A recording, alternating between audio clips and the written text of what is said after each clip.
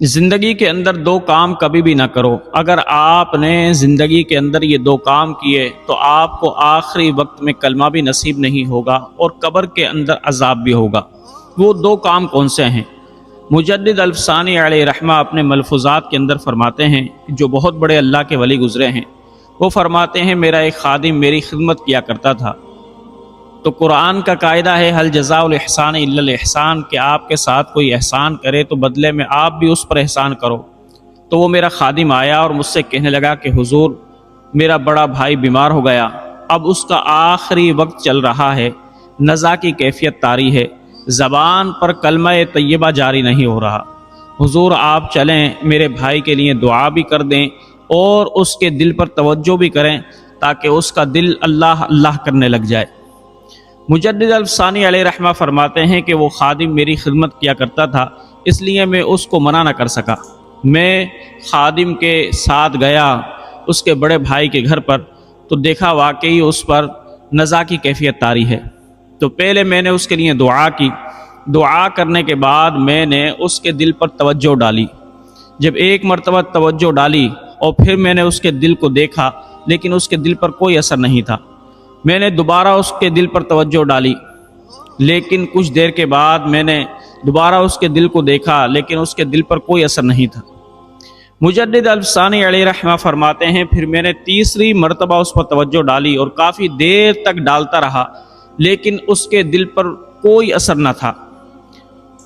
امام ربانی فرماتے ہیں پھر میں نے اللہ رب ذوالجلال کی طرف رجوع کیا، مالک کائنات سے رو کر گڑ گڑا کر دعا کی، تو رب ذوالجلال نے میرے دل کے اندر یہ بات ڈالی کہ یہ تیرے خادم کا بڑا بھائی کفار کی صحبت میں رہا کرتا تھا، بد مذہبوں کے ساتھ بیٹھا کرتا تھا، بد عقیدہ لوگوں کے ساتھ بیٹھا کرتا تھا، تو اس لیے اب اس کا دل سیاہ ہو چکا ہے، اور جس کا دل سیاہ ہو جائے اس کی زبان سے کلمہ طیبہ جاری نہیں ہوتا۔ اللہ اکبر۔ تو میرے بھائیوں دیکھو اس سے کیا معلوم ہوا، اس واقعے سے ہمیں پتہ یہ لگا کہ ہمیں بد مذہبوں کے ساتھ صحبت نہیں رکھنی چاہیے، کفار کے ساتھ دوستی نہیں رکھنی چاہیے، جو اللہ اور اس کے رسول کے باغی ہیں ان کے ساتھ نہیں بیٹھنا چاہیے۔ اور دوسرا کام کون سا ہے؟ ایک بزرگ فرماتے ہیں کہ جو بہت بڑے اللہ کے ولی تھے، وہ فرماتے ہیں ہمارے علاقے کے اندر ایک بوڑھے شخص کا انتقال ہو گیا کہ جو بڑا نمازی پرہیزی تھا۔ اب جب اس کا انتقال ہو گیا تو میں نے خواب کے اندر دیکھا کہ وہ بہت بری حالت کے اندر ہے، اس کو عذاب ہو رہا ہے۔ تو میں نے اس بوڑھے میاں سے پوچھا ما فعل اللہ بکا، اللہ رب ذوالجلال نے تیرے ساتھ کیا معاملہ کیا؟ تو وہ بوڑھا کہنے لگا دیکھ نہیں رہے ہو کہ میں عذاب کے اندر مبتلا ہوں۔ تو میں نے اس سے پوچھا کہ تم عذاب کے اندر کیسے مبتلا ہو؟ تم تو بڑے اللہ اللہ کیا کرتے تھے زندگی کے اندر، نمازی پرہیزی تھے، کیا وجہ ہے کہ اللہ رب ذوالجلال نے تجھے قبر کے اندر عذاب کے اندر مبتلا کر دیا ہے؟ تو وہ بوڑھا شخص کہنے لگا کہ بھائی بات یہ ہے کہ ایک مرتبہ میں باہر نکلا، میرے منہ کے اندر پان تھا جس کو میں چبا رہا تھا، تو اس دن ہولی کا دن تھا کفار کا، وہ ہولی منا رہے تھے، ایک دوسرے پر رنگ پھینک رہے تھے۔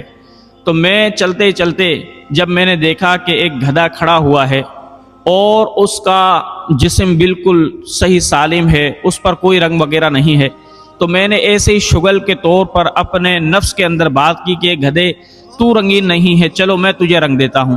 تو میرے منہ کے اندر جو پان کا تھوک تھا میں نے وہ گدھے کے اوپر پھینک دیا۔ جب میں نے یہ پھینک دیا میں نے تو اس کو معمولی سمجھا، لیکن جب میں مر گیا، قبر کے اندر گیا، تو اللہ رب ذوالجلال نے فرمایا اے بوڑھے تو کفار کی مشابہت کرتا ہے، اس لیے اب میرے عذاب کو برداشت کر۔ تو اللہ رب ذوالجلال نے معمولی سی مشابہت کی وجہ سے مجھے عذاب کے اندر گرفتار کر دیا۔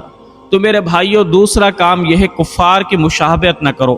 آج کل آپ دیکھتے ہیں بہت سے نوجوان کفار کی مشابہت کرتے ہیں، ان کی طرح داڑھی کٹواتے ہیں، ان کی طرح بال رکھتے ہیں، ان کی طرح ڈریسز پہنتے ہیں۔